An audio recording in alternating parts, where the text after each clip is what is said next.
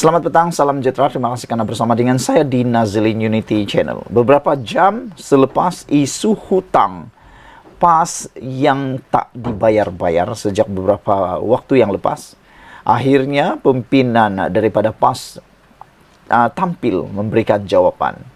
Yang menghairankan, para netizen juga mempersoalkan mengapa parti yang berasaskan Islam ini, kata mereka, lihat nak membayar hutang.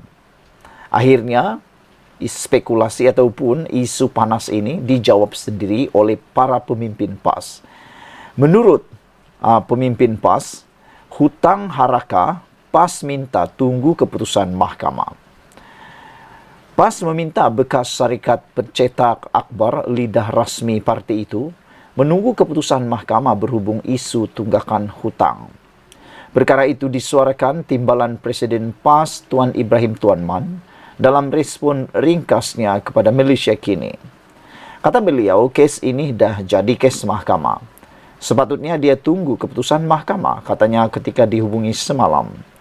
Dia berkata demikian sebagai mengulas laporan berhubung rungutan pengurus NJ Press Resources Sdn Bhd, Hussein Jan, yang menyatakan rasa geram melihat PAS dan sikap kepimpinannya yang didakwa bermewah-mewah namun gagal mengambil tanggungjawab untuk membayar hutang harakah. Ia membabitkan hutang harakah dengan dua syarikat, iaitu Angkatan Edaran Enterprise Sdn Bhd, Angkatan Edaran, dan NJ Press Resources Sdn Bhd. Angkatan Edaran bagaimanapun di Isytihar Muflis dan pihak pengurusan sama menubuhkan NJ Press Resources Sdn Bhd sebagai pengganti dan terus mencetak harakah pada ketika itu. Bagaimanapun, hutang harakah dengan Angkatan Edaran yang telah muflis lebih banyak hingga mencecah nilai jutaan ringgit berbanding hutang dengan NJ Press Resources hanya lebih RM600,000. Sementara itu, Hussein berkata, PAS dan harakah enggan membayar hutangnya dengan Angkatan Edaran atas alasan syarikat itu telah pun gulung tikar. Menurutnya, syarikat tersebut menanggung beban hutang dengan pembekal kerana harakah tidak mahu menjelaskan hutangnya.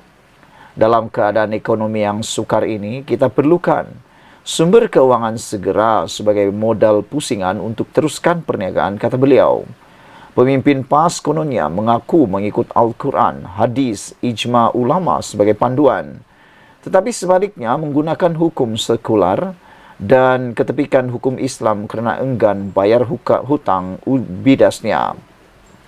Sementara itu, peguam yang mewakili NJ Resources, Putra Taulan Rasul, ketika dihubungi berkata, pihaknya sudah mengemukakan tuntutan terhadap PAS, Setiausaha Agung PAS Taqiyuddin Hasan, dan penerbit harakah iaitu Galeri Media Serbanika Sdn Bhd.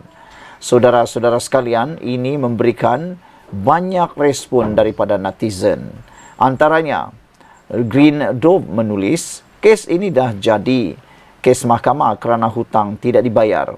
Kalau semua sudah dijelaskan, tidak perlulah masuk mahkamah. Kalau dah bayar sekarang, kes mahkamah boleh minta ditutup, kata beliau. Seorang lagi, Green Puma, mengatakan dah muflis hutang PAS kira hangus kia. Sepatutnya dia tolong dia, bukan ambil kesempatan. Dalam Islam, asal hutang mesti bayar. Mau roh pemimpin PAS terawang-awangan. Membiarkan peminjam terkantung-kantung modal takda adalah zalim. Pemimpin PAS zalim, kata Green Puma. Orang zalim tak dapat petunjuk. Mujahid jawab, itu hukum Islam atau hukum hudud. Hudud Islam. PAS ada hudud dia sendiri. Itu yang PAS ikut, kata beliau. Tok Mudim menulis, bila mengutuk kerajaan, pandai guna hukum agama. Bila nak kena bayar hutang, ketepi hukum agama. Guna hukum sekular. Kemudian marah DAP pasal negara sekular. Kalau ikut hukum agama, hutang tak tetap kena bayar, kata beliau. Hutang tetap kena bayar. Kalau yang berhutang tu mati, warisnya kena bayar. Kalau yang beri hutang tu mati, bayar hutang kepada warisnya. Kalau bankrupt dan muflis, lagilah kena bayar sebab orangnya bekas pekerja syarikat gulung tikar tu masih hidup lagi. Kalau PAS ikut hukumnya yang sesat tu, tak perlu bayar hutang kalau orang tu dah muflis. Aku pun nak pinjam duit dari orang PAS dan kemudian bagi PAS bankrupt dan dibubar atau kena ban. Tak perlu lagi aku nak bayar, kata beliau. Mungkin ini rancangan PAS bila mentadbir negara. Bagi negara bankrupt supaya semua orang tak perlu lagi bayar cukai, kata Tok Mudim. Mr. Sakau menulis, minta hutang pun masuk mahkamah.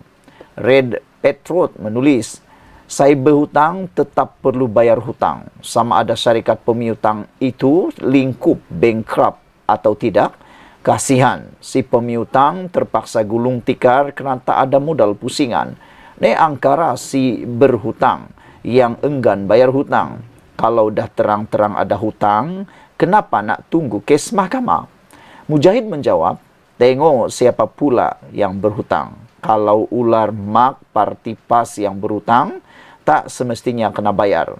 Kena ikut hudud PAS, kata beliau. Green Cobra tulis, alahai, kenapalah PAS ni menyusahkan pencetak masuk mahkamah. Dah hutang, bayarlah. Syarikat itu muflis kerana PAS tak bayar hutang, kata beliau. Citizen of Malaysia juga menulis, itu mencuri namanya. Tangan semua ahli PAS, pemimpin PAS dan presiden PAS mesti bekerjasama membayar hutang tersebut, kata beliau. Kerana nanti kena hukum.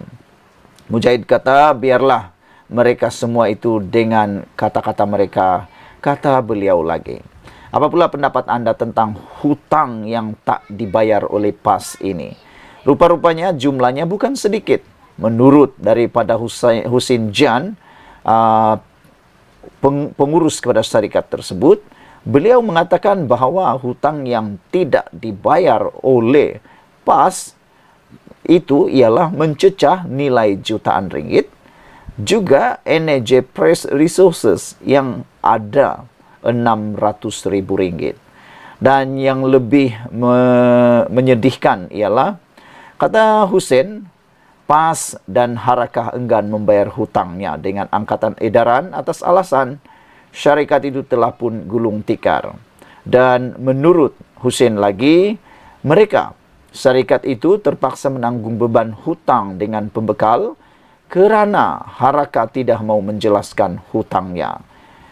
Menurut beliau, dalam keadaan ekonomi yang sukar ini, mereka memerlukan sumber keuangan segera sebagai modal pusingan untuk meneruskan perniagaan.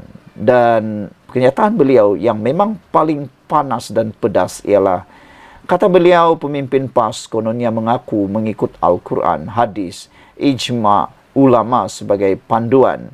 Tetapi sebaliknya menggunakan hukum sekular dan ketempi hukum Islam kerana enggan membayar hutang bidasnya lagi. Sekian dulu untuk kali ini. Jangan lupa tinggalkan komen anda. Sila tekan butang subscribe. Malaysia kita punya, kita juga sama-sama cintai Malaysiaku. Bye-bye.